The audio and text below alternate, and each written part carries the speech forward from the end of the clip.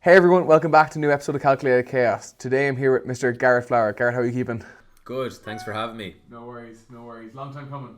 Yeah, it's unfortunate we got delayed with COVID, but glad to be here. Yeah. And we have Sonny with us today as well. Yeah, bring the dog forward. So if he barks, sorry. But Yeah, just for anyone who listens on audio, if you hear the dog barking. So I suppose, do you want to give a quick introduction to who you are, and I suppose we'll go from there then. Sure. My name is Garret Flower. I'm the CEO and co-founder of ParkOffice and also Park P&P. So ParkOffice is a parking management solution, a SaaS company that solves parking problems for some of the biggest enterprise companies in the world.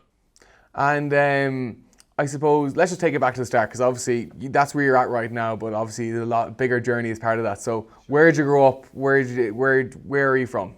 So I'm originally from Longford, the heart of Ireland, as I like to say. So it's a quiet place, countryside, not a lot going on, but we're nicest people, nicest community out there.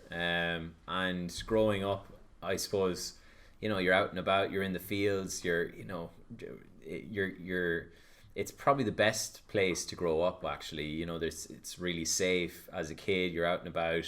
And jumping on bales, all that sort of fun stuff. And then you grow up, and like I grew up and my parents started a fruit juice business. So I suppose getting into the entrepreneurship, my parents had a fruit juice business called Passion Fruit.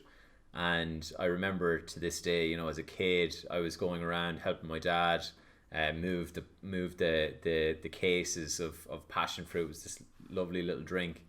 And they scaled that business up to a decent sized business that was selling into Sainsbury's.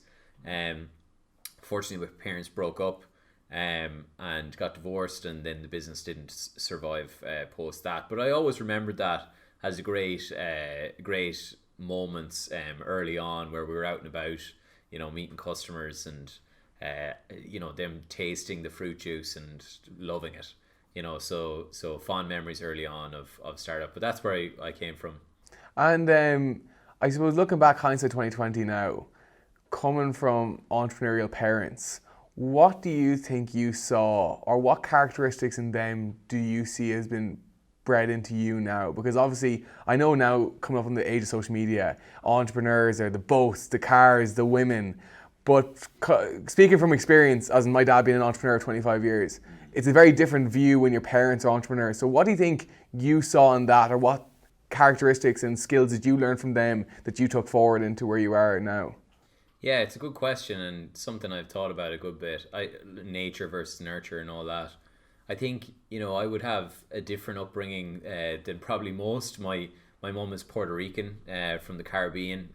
So it's an American territory, an island off of Florida. And my dad's a farmer from Longford, so it's they met in New York.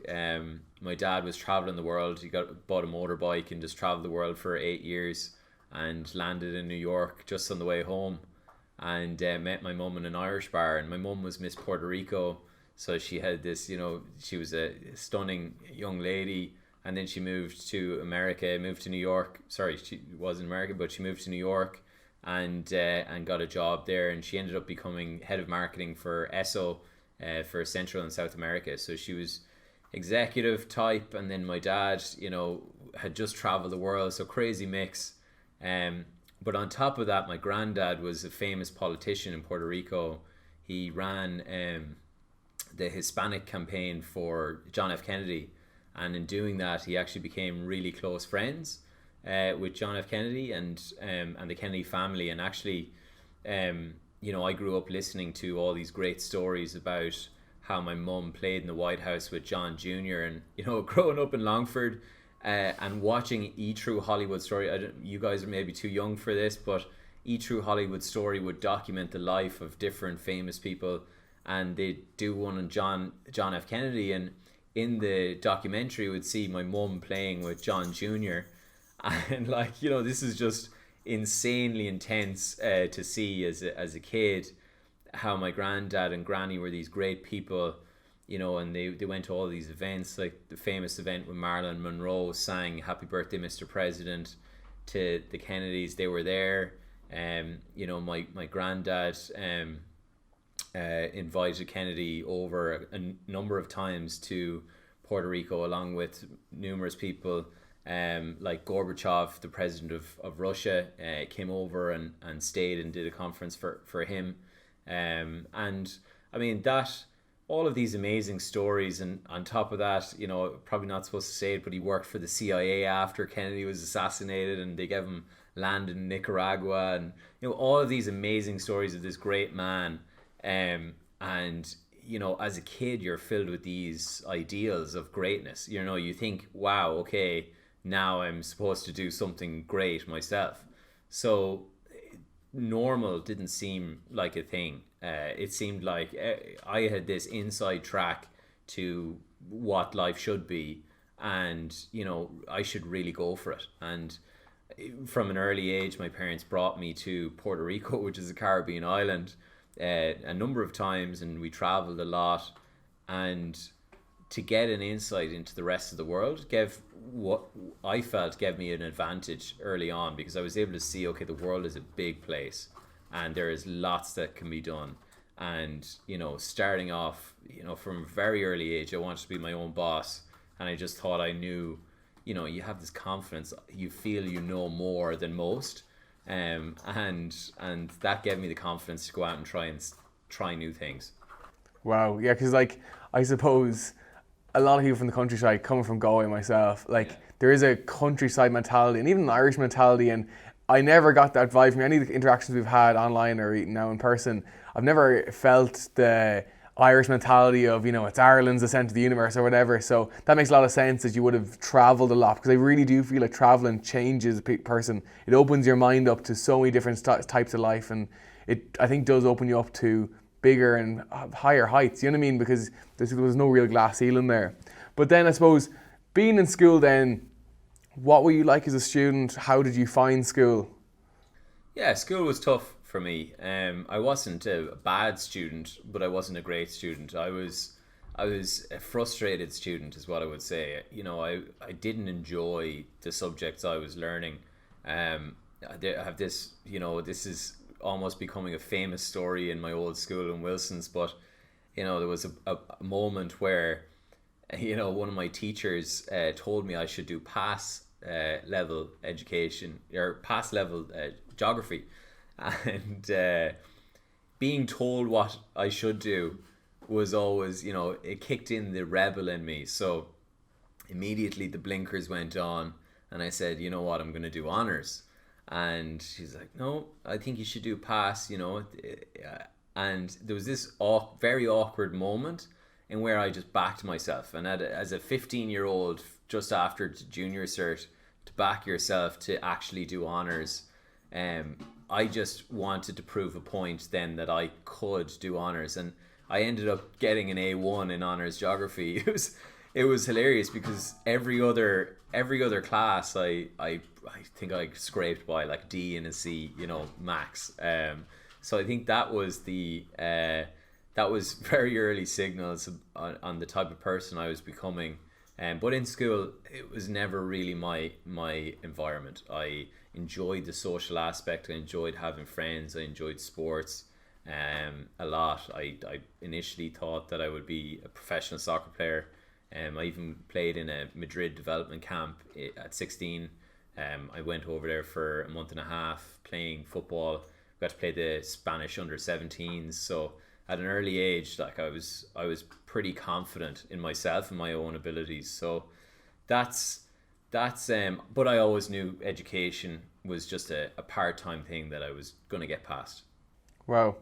And so, okay, so that's probably the fact that you highlighted that was a very developmental stage for you, that when you backed yourself and you believed in yourself and you bet on yourself realistically, even at a young age, you're able to pull some really cool things off. So I suppose that's planting a seed. Yeah. And then how was the Leaving Cert year for you, and how was the build up to that? Because obviously teachers, their sent to the universe is the Leaving Cert. That's the be all and end all, and that's the end of life. So how was that for you, and how was that year for you? And then did you have a goal of going to college, or did you know what college course you wanted to do then?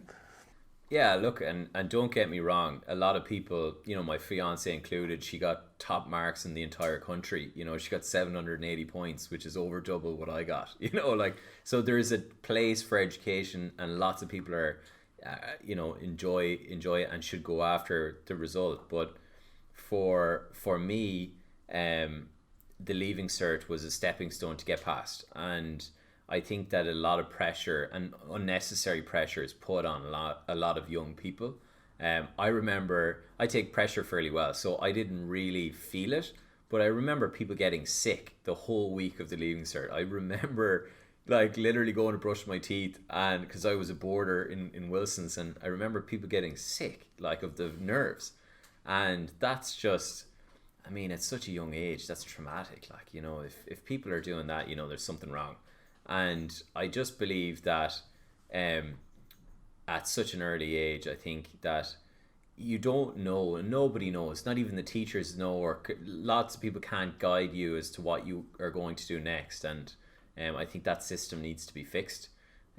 But I believe the leaving cert is a stepping stone for most people at the start of their lives. They should think of it as a mark in the sand, and that's it. And I wouldn't put as much pressure on everybody for that. And so then, finishing off your leaving cert year, did you know what college course you wanted to do? Oh yeah, sorry, I went on a rant there and forgot where I was going. So I actually wanted to be a professional sports player. Initially I started in soccer. Actually, that summer I went to Spain, played against the Spanish under-17s. I got whooped. I was playing against the best players I've ever played against, and I couldn't even get the ball. And I remember thinking, this is the best I've ever been, and I can't even get the ball. So I just remember thinking, this isn't my future. I was a very confident person, and when you absolutely have this gap of quality, it just signaled to me, no amount of training is going to get me to this level. So for me, it was time to refocus. I refocused on rugby because I was in a rugby school, decided maybe I'll gain some weight, tackle rugby for a while, and I actually took that pretty seriously for a while. And actually, there's a really proud moment I have where I hadn't played rugby up until 17, and then I got on the cup team for the leaving cert, which was very competitive obviously to get onto. And for the first game I was started on the bench. And I remember feeling so dejected because I worked so hard for this moment to get on the cup team. And then I came on at half time, and the first play I got the ball, I ran half the pitch and scored a try. And it was literally a game defining moment as well. So that's one of those moments where you back yourself and then you see the result. But I had to focus on University of Limerick, to do sports science. And I just didn't get it. I didn't get enough points, and I ended up going to Dublin Business School in the city centre and I studied accountancy and finance, and it wasn't in my initial pick, but my dad said to me, he's like, look, you can't just, I don't believe you should do another year. I don't believe you should repeat. I think you should just go to Dublin and go to college. So I did that, and it was the best thing that ever happened to me. And what made you go down towards accountancy and finance? Did you do any business or accountancy subjects in leaving cert, and what made you kind of go that route specifically out of all the business subjects? So yeah, good question. I suppose in school I'd always had a fascination over business, and I would go into the business studies class and constantly want more. I wanted to learn more about business, and I was very passionate about sports, but when I realized that wasn't going the way I wanted it to, then I started to think, okay, well, what would set me up for business? And accountancy and finance is the basics, learning about your cash flows, your profit and loss accounts. That's so important. So I just figured that was a good foundation. And to be honest, nobody knows at 18, 19. You just take an estimated guess with the help of your advisors, which are your parents, essentially. At that age, and that's what I did. And how was college then for you? Were you an engaged student? Were you a bit more laid back, or what way were you through your 4 years of college? college was brilliant for the social aspect for me initially. You know, I'm an extroverted person, so going to a new city, moving up from, you know, the countryside was everything you'd expect. You know, there's still wild stage you move through, and then you go into the, okay, you learn a bit more, you know where you are, you're familiar with the city.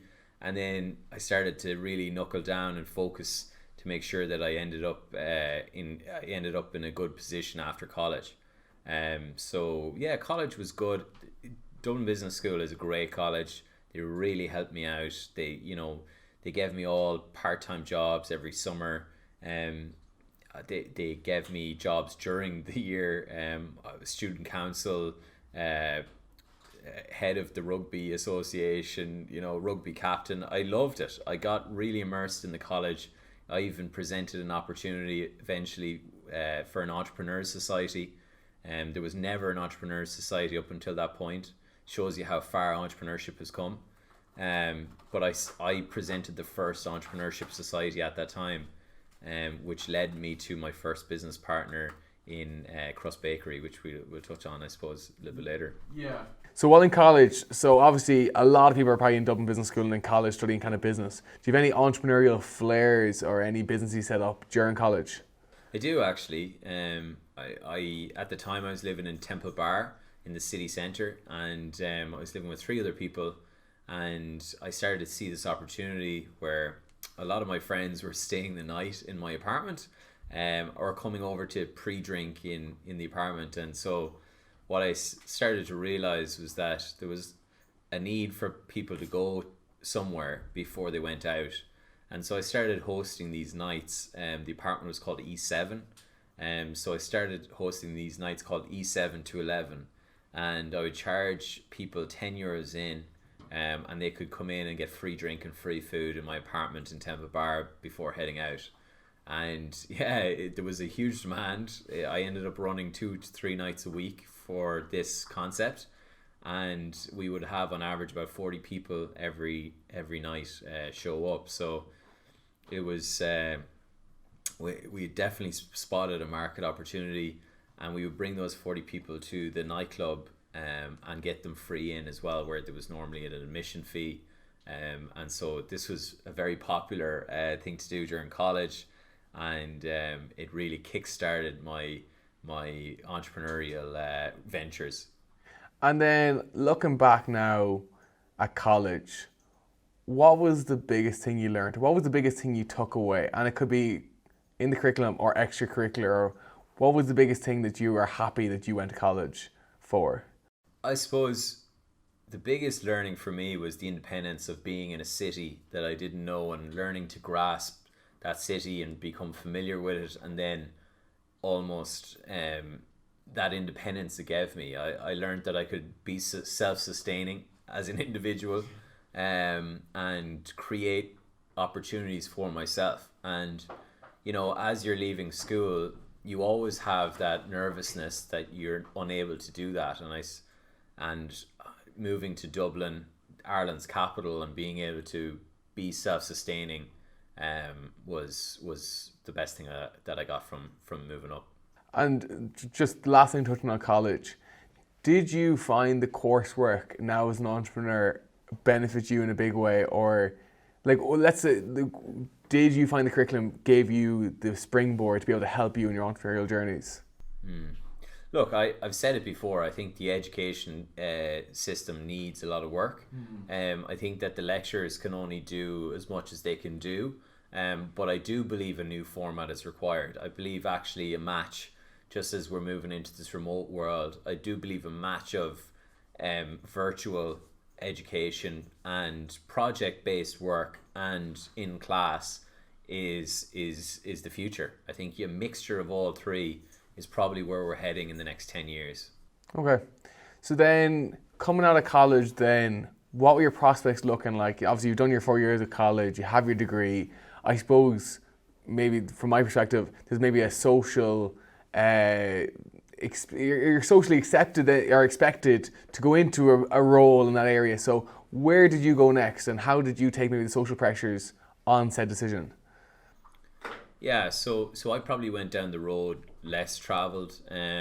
I had met my first business partner, Devin Hughes, who now runs Buy Me, very successful grocery delivery platform in Ireland. We first met during the E7 to 11 phase, and he was keen to get involved, and he did. So we both joined together, and we looked at new business opportunities together to get involved in. And we started to think, okay, well, what is there out there? My dad is a farmer, and he has 80 acres of land in Longford. So we started to think, okay, well, I'm not going to be a farmer. It's not in my roadmap. So what could we do with that land? And we started with this idea, playing with this idea of creating a renewable energy farm.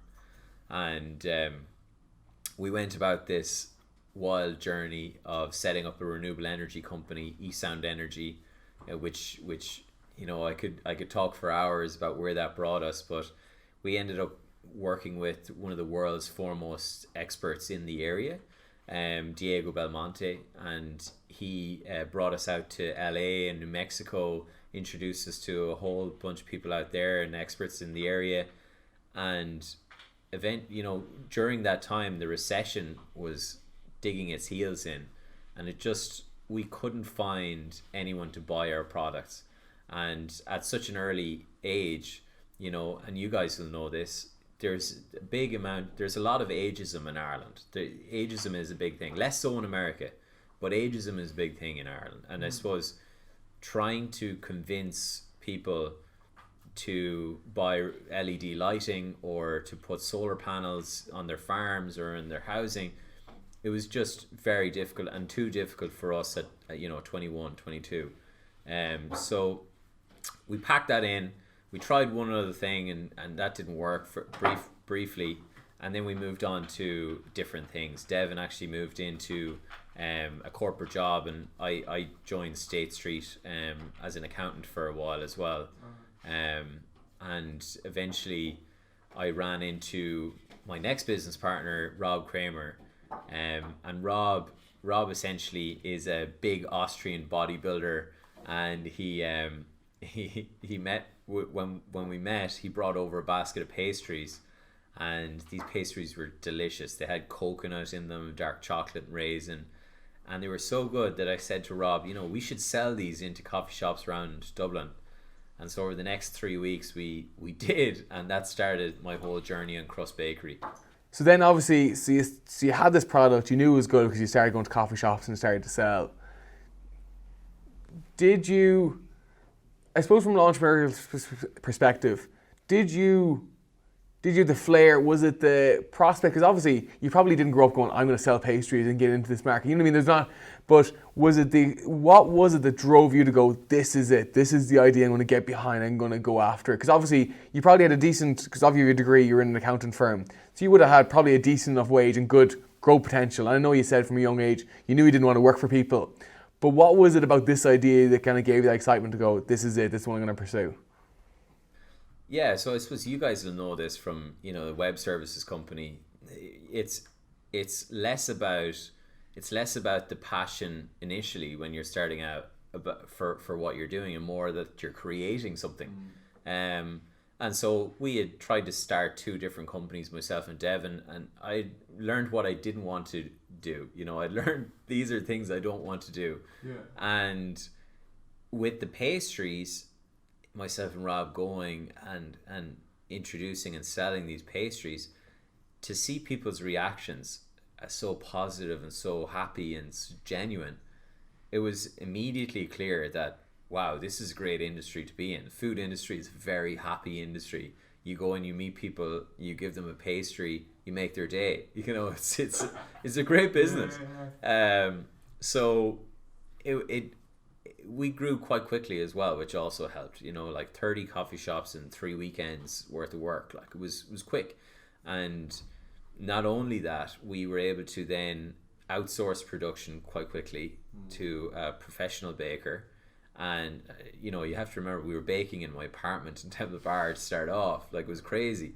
And we outsourced production, and then we were able to go to super values all across the country and sell, and it multiplied the business dramatically. Like we grew like a tech company, 0 to a million in 18 months. It was insane growth, and we were two guys trying to learn on the fly. So everything from hiring, firing, supply, production, everything was new and exciting. And we knew very quickly that it was taking very quickly for supermarkets who were calling us and saying it's sold off the shelves. Can we get more? And for us, this couldn't be big enough. We thought we were going to be the biggest bakery brand in Western Europe. That's the way we were thinking, and it started to evolve. And I suppose one of the learnings from all of this is that when you're young, you have the energy to try new things, and I would strongly recommend that you try things that scare you. And I knew nothing about baking. I'm not even a good baker myself, not even now, and I would suggest that you don't have to be great at what you're offering, but you have to be great at building people in who are great, and that's what we did. We brought in people who were very passionate and very strong in these different areas, and we brought the best people in the world together, and it helped grow the company very quickly. Crust, then we took a strategic decision based on pure interest in a different area in retail. So we decided that Starbucks was growing really quickly. We decided, well, Starbucks would be better if their bakery was better. So we thought we would create a better version of Starbucks. And we were making good money at the time, and we thought, okay, we'll invest and create our own brand of coffee shop. And we set up Crust Bakery, first coffee shop in 32 Ainger Street in Dublin 2. And it was a 2-seater location, very small, but it was right outside DIT, and we knew the student demographic. We were basically just out of college,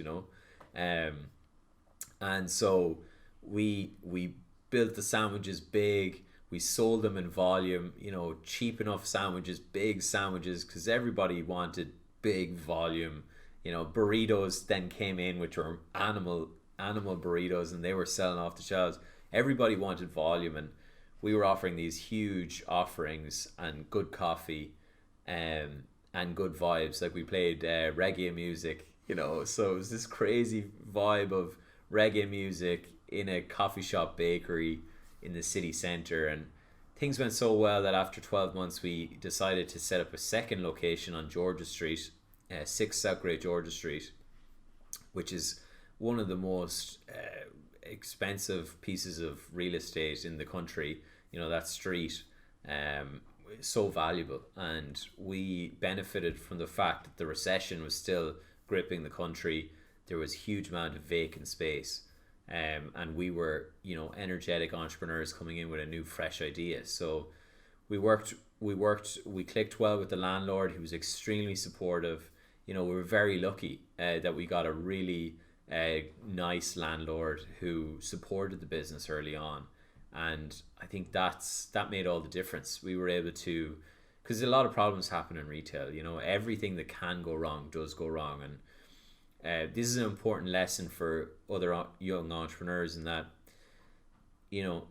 stepping outside your comfort zone is good, but you learn quite quickly that you need to do more and more research and analysis about the steps you're going to take. And one of the things that we made a mistake on was that we had a very successful wholesale distribution business, but then we moved into retail, which is a whole different beast of a business, and it has all of these different complexities. And we went from a few staff to hundreds of staff over years, like 2 or 3 years, and it just became this beast that everything was happening so fast. We needed to work 20-hour days, 7 days a week, just to keep up. We felt, every second of the day we would be in there eating and drinking everything just from the shop, keeping everything and just staying there and working on our business. And it was really exciting for the first few years, and then we started to get burnt out. And I think this is a lesson that a lot of entrepreneurs learn, is that there's a mantra of work hard, and you know, you want to give everything to your business. You become the face of your business. All your friends recognize you as this business owner, but then you start to get physically and emotionally exhausted from how much energy you're putting into this business. And that came very hard for me. I needed to take like 2 months off just to recover from this crazy exhaustion period of my life, where we'd built this significant wholesale distribution business, a retail business, and then following on from that, a catering business where we supplied offices all over Dublin. All of that together was Crust Bakery. And you know, we built a great business, and I think from such an early age there's huge amount of learnings on that. I exited the business just over 2 years ago, but it was the first business that was able to pay me a living salary, to do my own thing. And you'll know this, you know, that's one of the best things that can ever happen to you. You know, you have all the activity you put in results in you being able to pay yourself and do what you want to do, which is extremely satisfying. During the exit process, had you, obviously, so you had your burnout period, and how did you take upon selling it? Because obviously the first business that was able to pay you salary, the first business you've given so many hours to, and I've heard a lot of people talk about the emotional attachment that's like shouldn't be there but is there in your first kind of couple of businesses. How did you feel about selling it, and were you enthusiastic? Did you be persuaded, or how were you during that process? Yeah, it's a great question, and it's not an easy process. And I suppose, like, you have to be realistic as well in that, you know, everybody expects you to, you know, just have a business that you sell like a coffee, you know, and that's really not how it works. And like for me personally, it was a very tearing experience, because you have to, as your first business, I don't think it was as much a passion about the business, but the hardest part was actually building the confidence in yourself to believe you can do it again. And I think a lot of my friends find the same thing, is that this business has gotten to a certain point and you've poured so much energy into it, and you look back at that mountain of energy and you think, can I do this again? You know, it's actually quite daunting. And you know, I didn't exit for anything really of value in terms of a sale. You know, it was more, I put in place people who I believe could grow the business better than me. And I think that's my take, because I believed more in the fact that I would love to see the business doing extremely well, rather than me trying to take all the cash flow now or cash out of the business.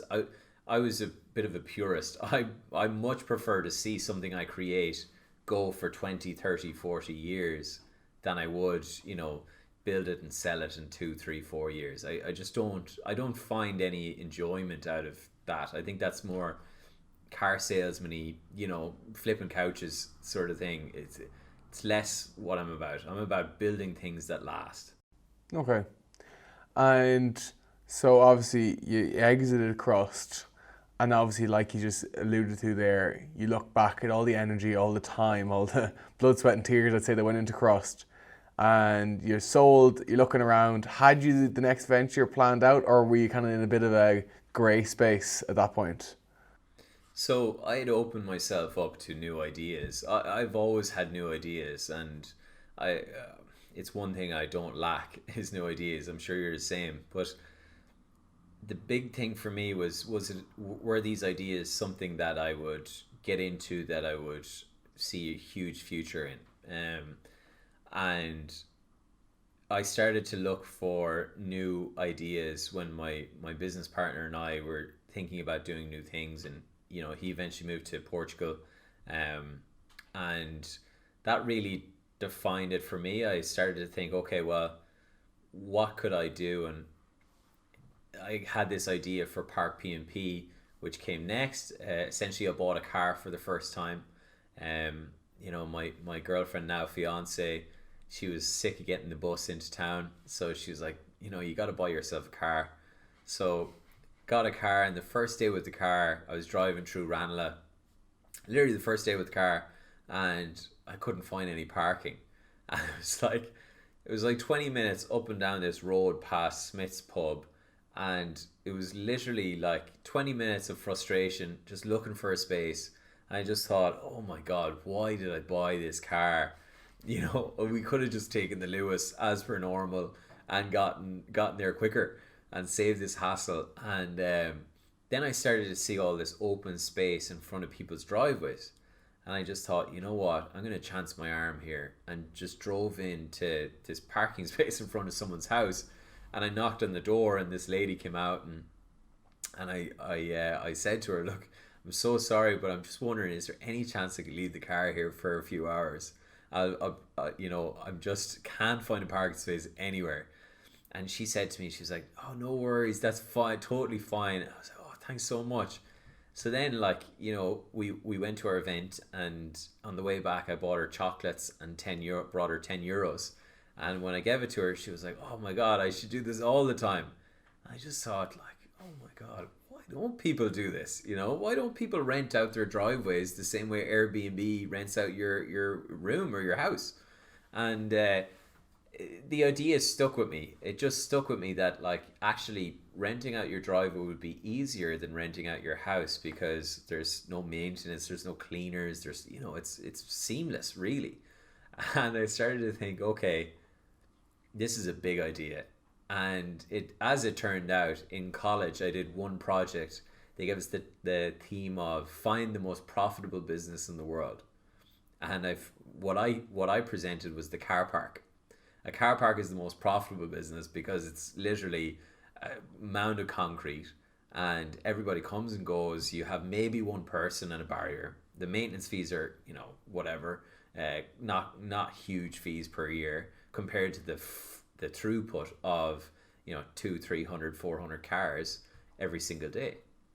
So and it also goes up with inflation. So I had this sort of fascination with building assets that are quite lucrative, like a car park, and a virtual car park to me made total sense. So I ended up thinking, okay, well, this is a brilliant idea. I'll start researching it. I started researching it, and I found that there was companies starting to pop up doing this in America, in the UK, in Germany, etc., and they were growing and scaling really quickly. So I thought, okay, need to move fast on this. It just so happened, and this is where luck plays in, right? And I really am a strong believer that, you know, luck is about putting yourself in the right position, and then the work effort behind that gives you, you know, the result. I was doing a catering delivery for Crust, and I was catering to a Bank of Ireland event. Bank of Ireland have always been good supporters of Crust. They put us on every bank branch. They put us on all the ATMs in a nationwide campaign. It was crazy sport, which I'm always thankful for. But I was catering to this Bank of Ireland event, and I brought a basket of pastries in, and was laying it out. And I look on stage, and there's this tech team pitching their new idea. Jimmer it was called at the time, and it was a platform marketplace for gyms. And I just looked at the pitch wasn't that great, right? But the design of the product, the app, the website, so slick. And you guys being digital natives will understand that the consumer is getting so used to a high standard of technology, that I just thought, I need this high standard of technology. So I invited the guys into the bakery and pitched them Park P&P, and gave them loads of coffee and loads of donuts. And, like, you know, I suppose it was an impressive pitch. You know, they were sitting in a coffee shop in the centre of Dublin.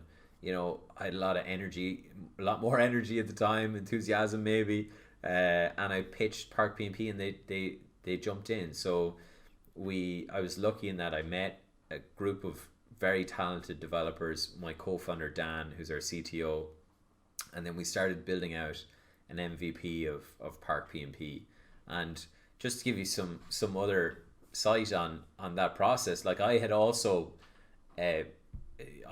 pitched to agencies and different developers before that, and got ridiculous quotes to build the website and the app. Like some guy quoted me 800,000, and like thinking, I was the king of coffee shops maybe, 800,000 to develop the app and the website. So,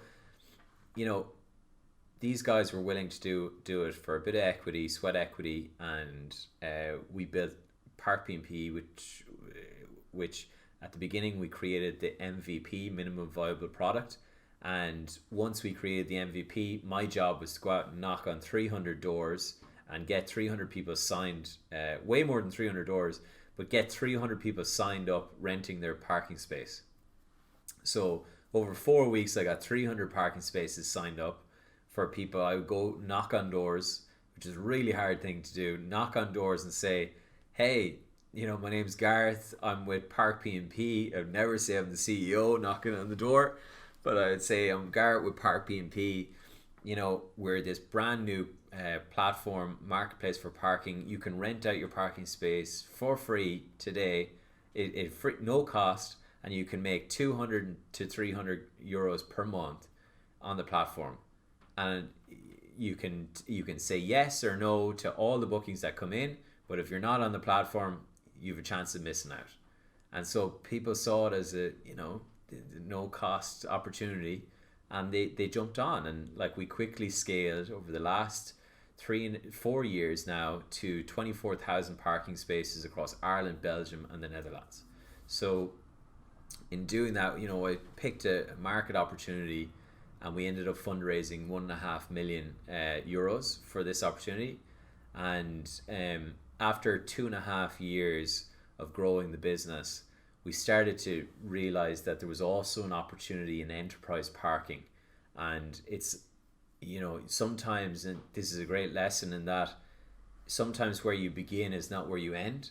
And if you don't begin, you don't get to that holy land, So we ended up in a B2C business. We started in a B2C business marketplace, and we grew into a B2B SaaS play, more so. And that's really where we're focusing now as ParkOffice, where we maximize the use of parking spaces for large enterprise all across the world. So we're in 10 countries. We just recently hit our milestone of 10 Fortune 500 companies, some notable names like L'Oreal, Colliers, CBRE, and I suppose our goal is originally to optimize parking spaces, understand through data, and then reduce the need for parking. Because the future, there's going to be a reduction in the need for parking spaces. In the US alone, there's the same amount of parking space per square meter as there is office space. Can you imagine how much like space that is? It's insane. And as cars get smarter, they're going to look towards data management and efficiency management tools like ParkOffice to maximize the use of space. And we've started to see very strong growth. Like since we started, we've last year we grew 350% in the year of COVID. So bright things ahead for us and this company, and we're lucky to have a very resilient team. So I've come a long way, I suppose, from apartment E7 to 11, student beer sessions to SaaS solutions to some of the largest companies in the world, some which I can't even name, but that you use their services. And I think the benefit of all of that is that I now am in a position where I've experienced multiple different businesses, and I'm able to talk to you guys and hopefully share some of that knowledge to speed you guys up and help you guys out as well. So yeah, really enjoying the journey the last 10-12 years, being able to pay myself. I think very grateful for it. It's something that I've always been passionate about, and to be able to do it as my full-time job for so many years is definitely something I'm hugely grateful for. And then, like, that's a crazy journey, like hearing it just from you. But Then looking at your role right now, what is your job role at the moment? Like, what does your day-to-day look like? Because I remember I was talking to you about this previously, is I know you're a big proponent of having 3 things you want to get done each day and making sure they get done. They're your 3 big things. So what is your role right now, and why have you selected that role for yourself? Yeah, so I try and get 3 things, core things done every day, and I try and do this, what I call deep work. So essentially pick three things every day that you think will propel your business or your life forward. Okay, so I take a bit of time at the start of every day and I think about that. Sometimes I do it the night before, and it's essentially mapping out, here's where I want to get to and here's where I am right now, and breaking it down from 10 years, 5 years, 1 year, 12 months, 1 month, 1 week, today. What are the things that you need to do to get you to move closer to those goals? And I mean, that changes, right? Sometimes it changes. There's a little bit of flexibility there. But by doing that, it enables you to see the progress, see the momentum on a micro scale, on a day-to-day. And I really focus on winning my day.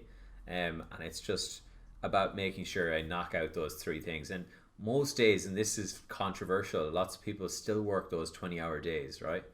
I don't believe in that anymore. I actually believe you knock out those 3 things the best you can do. If they're really well thought out, that's it for the day. You don't need to keep going and doing 10 things in one day unless you want to. But I personally am now in a point where I focus a lot of thought on those 3 things, and then I put in my best deep work into doing those 3 things to the best of my ability, and then I focus on maximizing my body and mind for the next day. So it's all about putting in the best concentration for those 3 things, and that's it. Right now I'm the CEO and co-founder of ParkOffice and Park P&P, and we're in this business now a couple of years, and I have a plan with the team over the next 10 to 15 years to see this company become one of the most successful companies out of Ireland. Wow. And I suppose this probably coming from more of my experience, but how would you advise a younger person plan the next 10 years? I come from my perspective is I'm only 19, so I haven't even experienced 2 decades on this planet.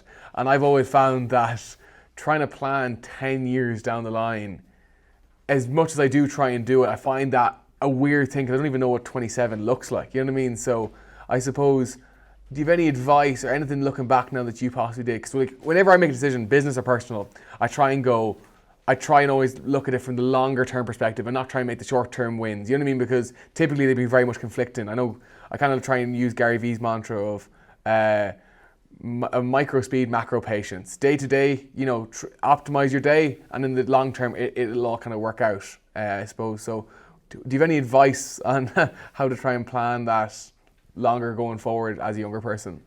Yeah, so 10 years is a hard one, right? So 10 years should be like a dream shot to the moon position, right? So something that like you say and it sounds almost mad, right? And your 10 years keeps going. So, I mean, every year you reanalyze, reevaluate, and you look at that. And like my 10-year plan when I was 21 was totally different from what it is now. But I feel that I've come along. If I didn't make those plans, I wouldn't have made the decision, for example, to leave Crust. Like I saw very early on from planning ahead that this wasn't in line with what I wanted. Like I had seen guys who were the most successful guys in the food and beverage space, and that's not the life I wanted. I met them and I talked to them, and they were still working non-stop in that business at 60, 70 years of age, and that actually wasn't what I wanted to do. I believed in technology, and I started to realize more and more that technology was the space I wanted to be in, and the growth that could be possible from that, and to be able to affect 1 billion people, that was something that really interested me. So that was in my 10-year plan, and I realized I made the hard decision that what I'm doing right now doesn't fit with my vision for myself. And I suppose I would say to you, some advice is, plan it out and write it down between you and yourself. And it's not about trying to impress someone else, like by them reading your 10-year wish list. Like myself and Devin, we were silly at the start, and we had little motivational slides of Ferraris and big houses and stuff. Like, we still have that fun, but that's not the motivation really. That's fun, but the actual motivation is a short story on this.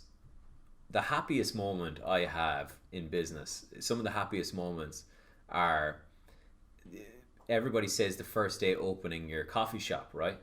Actually, that was the most stressful day, right? Opening the coffee shop, hoping people would come in, hoping they'd like the product, hopefully they'd buy it and not complain about the price, hopefully the electricity wouldn't cut out, all this stress.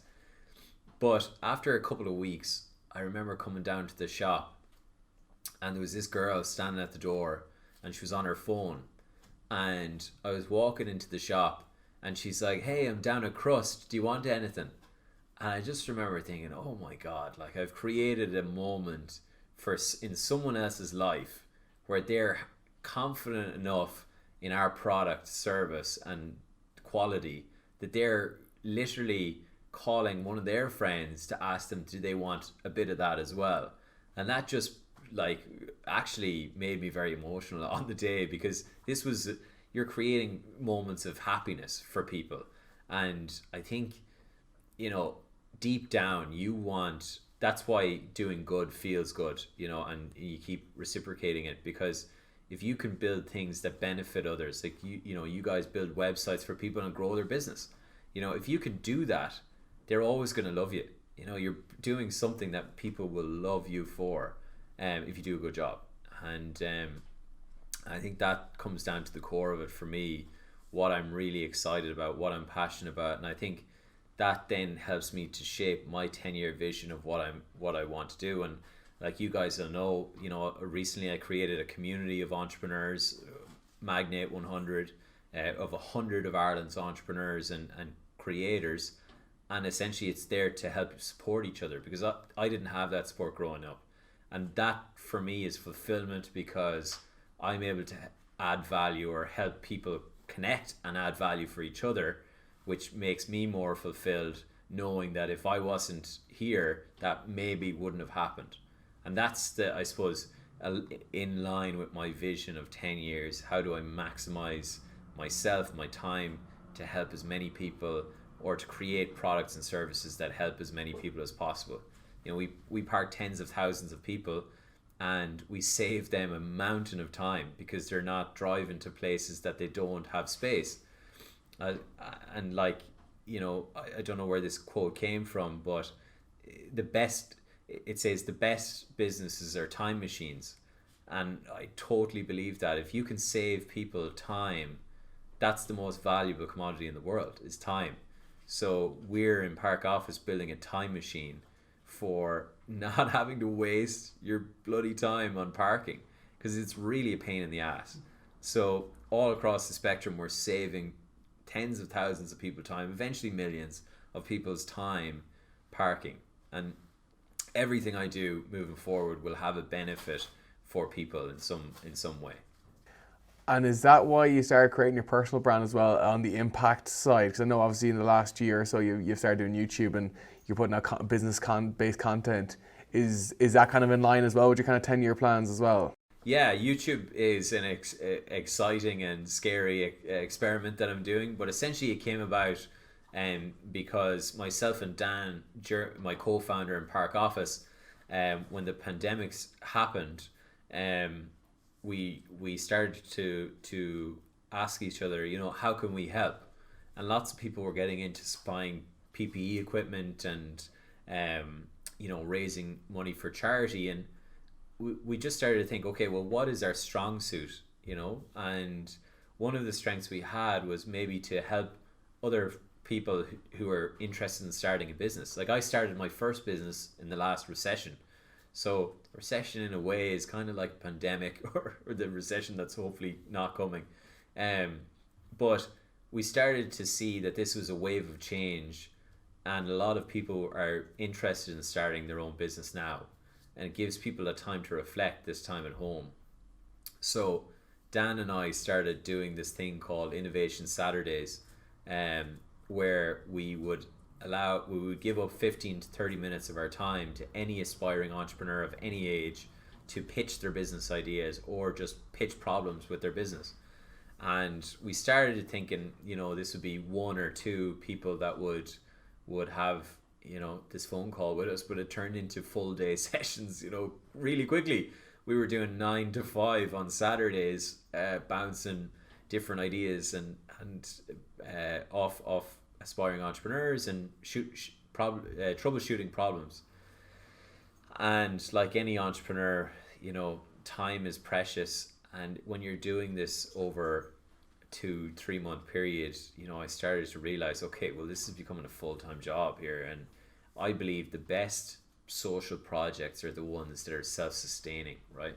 And can figure a way of impacting the most amount of people. And I realized that I'm not going to do this forever. I won't live forever. So I started to think, how can I automate what I'm answering? And a lot of entrepreneurs ask the same questions starting out. So I thought, you know what? I'm going to put up some videos on what people are asking me, act as content creation, and put them out on YouTube. And so that led me down to creating the Garret Flower YouTube channel, where I answer questions on entrepreneurship, personal finance, and self-improvement, which I think embodies my core values as well. So I think that's an important thing for me and fits in with my 10-year vision, my life goals as well. So to help as many people as possible. Your YouTube channel will be linked down below anyway for anyone who wants to go check that out. And I know one of the videos that did very well recently was how you spent $1 million on a Bitcoin in a couple nights. So do you want to give a brief overview of that story as well, of what they can get in your YouTube channel? Yeah, sure. So I suppose I recently released a video which was probably more to do with a funny story of my journey, and just to A/B test the channel and see how it goes. And actually it did quite well. It was about my time in Crust, where we were one of the first coffee shops in Ireland to bring in an iPad till. So we brought in this iPad till, which allowed us to save $2,000 a year from not getting one of these big cash registers that was the norm back then. And on the iPad till, we were able to do a number of different things now with the usability. So we thought, wouldn't it be cool to accept Bitcoin? And so we set up our Bit wallet and we started to accept Bitcoin for coffees and donuts. And this was 2015, where Bitcoin was trading around $315.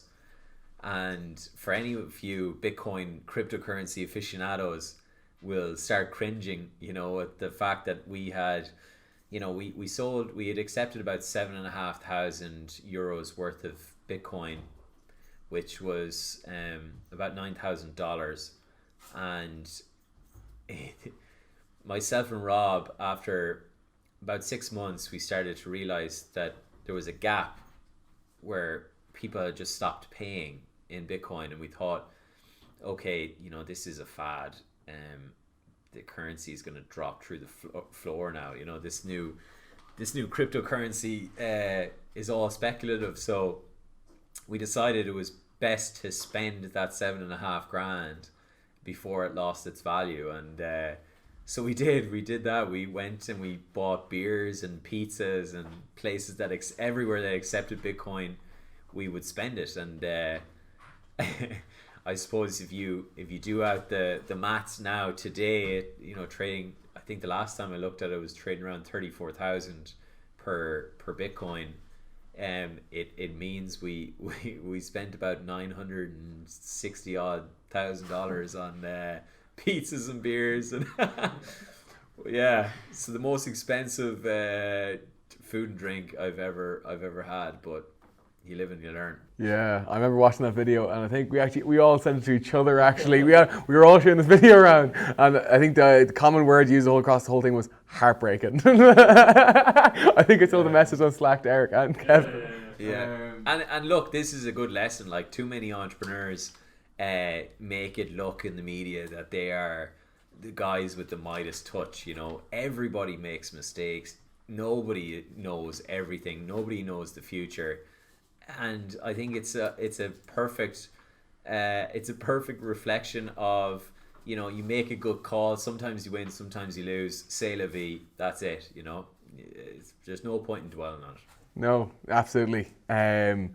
So I suppose just trying to wrap it up and trying to get the most value for someone watching this, someone possibly looking into getting into business, someone just starting off in business. What advice would you give them to this current landscape? Obviously, the world is kind of up on its head. Certain industries are starting to flourish now that weren't flourishing pre-COVID. I know a lot of people are looking possibly quite negatively upon the business industry because a lot of industries or traditional industries are really struggling right now. But again, there's, like you said, you went up 350% last year. We as Grafton grew. You know, there is industries that are still growing. So what advice would you give to someone who's looking to get into business right now in this current landscape? Yeah, I would think that there's never a better time to start than today.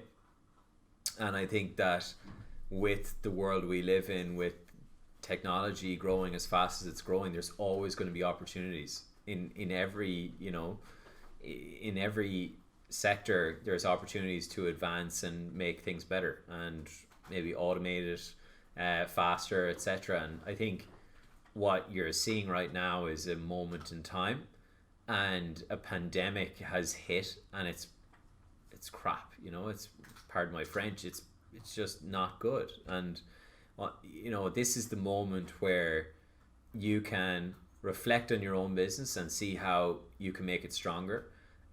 You can look at new ideas and start thinking about what is the world going to look like in 5 years. I feel too many entrepreneurs fall into a trap of reacting to right now in the moment and not thinking about where the world's going to be in 5 years. So you should always, by rule of thumb, build towards where you believe the world is going to be in the future. Like, I've, you know, people who've set up on the fly PPE equipment supplying businesses. I mean, you know, is that going to be as big in 5 years' time? Maybe, hopefully not. You know, but this is, I believe, you know, build for the future and look at industries where things are changing fast. Well, that's why Tesla, the stock, is growing so fast, because people know he's thinking about the future better than anyone else, and he sees the world in a way that very few do. So people are happy to put money behind Elon, behind Jeff Bezos, etc. And that's going to continue to happen to the people who see further in the future. So I believe that if you're starting business today, you should think about where you believe the world is going to be in 5 years. Or if you have a business, you should be looking to reflect and adapt on this current economic crisis and strengthen your business to where it's going to be in 5 years. And I'm definitely doing that, you know. So I would definitely recommend that to everybody. That's great advice. Lads, you got any questions for you? So when people are setting off a business, finance is a huge concern, and you have, you know, experience raising larger amounts of capital. What do you recommend for, I suppose, people that want to start a business? Where should they go to get someone or an organisation to fund their project or assist with their financial starts? Yeah, so good question. I actually did a YouTube video on this, fundraising. So essentially, there's multiple different ways to raise finance. You know, you obviously have your traditional ways, like banks, etc., and different loan providers. But then you also have like government agencies. Enterprise Ireland is very good here in Ireland. They're one of the biggest funders of startups in the world, biggest agencies. And I think that would be my first port of call always, is like look at your LEO office, your Enterprise Ireland, and look for what's available. Then I would look towards, you know, other ideas now. You know, there's obviously equity fundraising, which is getting investors to come on board. And that has its own challenges. I mean, you have to align your vision and goals and strategy with that of your investors. And so there's many different ways. I would suggest that you research. You live in an age now where there's more information on how to do this as good as, better than I did it online. Quora and even Reddit. And, there's so many tips on how to do this successfully. And I would recommend that you go and research first, and then start to think what would suit your business best, and then start to think, okay, well, what would our business actually improve on or benefit from with this money? And then you start to get an idea of how much you need. You start to get an idea of how you're going to either pay it back, or is this person now a shareholder? How you're going to manage their expectations.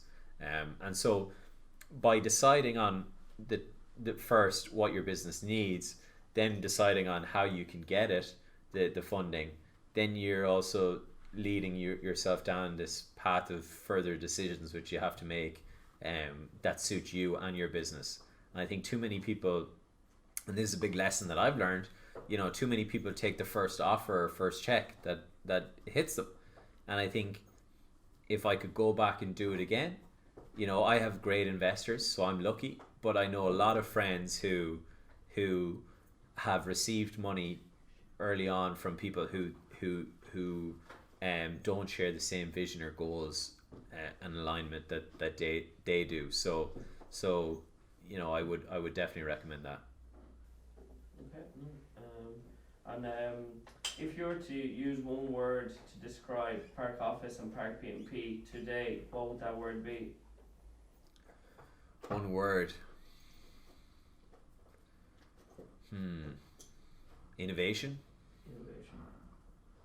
Cool. You happy enough? Yeah. No, thank you very much for your time, Garret. Really, really appreciate it. We'll link our YouTube channel and everything else, our socials down below. Is there anything else you want to plug or anything else you want to mention before we hop off? No, I think that's great. Thanks for having me on. Yeah, I really appreciate the conversation. A lot of value in this, and thanks a million for your time. Yeah. Right, I hope you enjoyed the episode. If you did, subscribe, check Garret out as well, and we will see you next week. Good night, Relive.